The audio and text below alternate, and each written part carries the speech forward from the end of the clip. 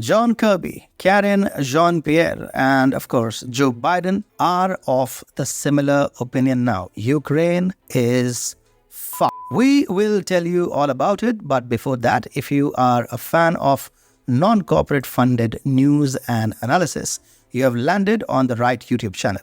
We publish 3 videos a day, first at 9:15 a.m. EST, second at 1:30 p.m. EST, and the third at 5:30 p.m. EST. So next time the YouTube algorithm instigates you for a fight, tell it you're not Ukraine. Okay, let's begin.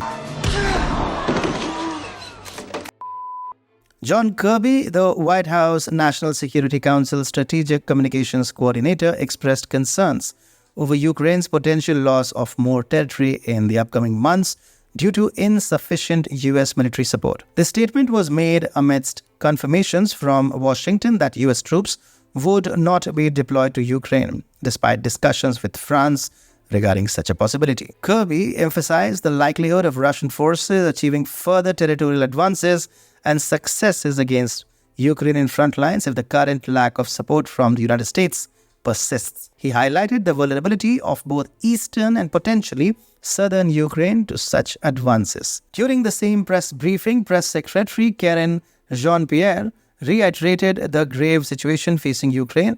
She recalled the CIA director's assessment of the dire consequences and the observable losses on the battlefield, emphasizing the critical state of Ukrainian defenses. On the same day, discussions about Ukraine's precarious situation unfolded. US President Joe Biden highlighted the urgent need for additional support for Ukraine. However, this plea faces a significant hurdle as Republicans have conditioned any further funding on Biden's willingness to reconsider his open border policy, a stance which he is reluctant to change. This political standoff exacerbates Kiev's frustration, especially in light of the admission that Russia is poised to gain more territory and the confirmed decision against deploying American troops to Ukraine. This decision comes after weeks of deliberations between the US and France on the feasibility of sending troops, a plan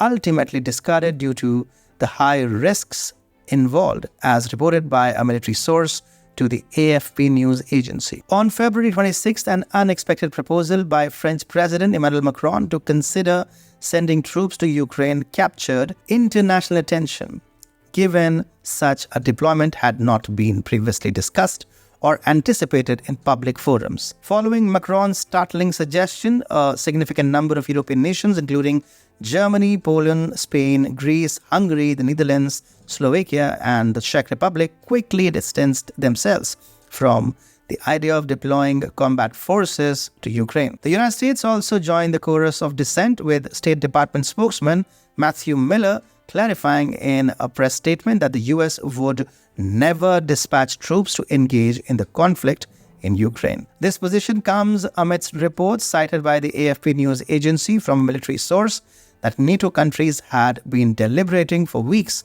on the potential of sending their soldiers to assist Ukraine.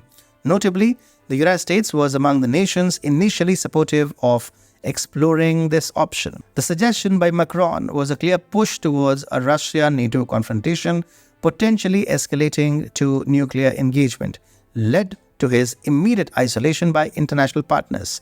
This isolation was so pronounced that even the United States distanced itself from the proposal. In an effort to mitigate the fallout, French Foreign Minister Stéphane Séjourné clarified on February 28 that Macron's intent involved deploying troops for non-combative roles such as mine clearance, local production of weaponry, and enhancing cyber defense capabilities, maybe even fetching water from the wells. However, this clarification did little to quell the controversy, with Macron's stance leading to widespread diplomatic distancing.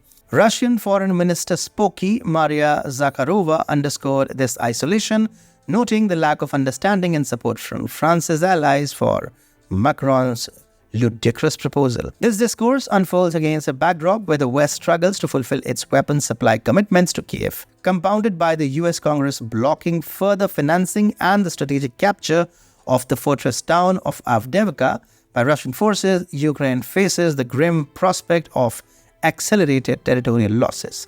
These developments openly acknowledged by the White House, seemingly position the Ukrainian leadership at a crossroads. Well, in my humble opinion, this is a time of relative peace and calm in Ukraine because things are going to go down very fast and very soon. Want to hear what Putin has planned for the coming days?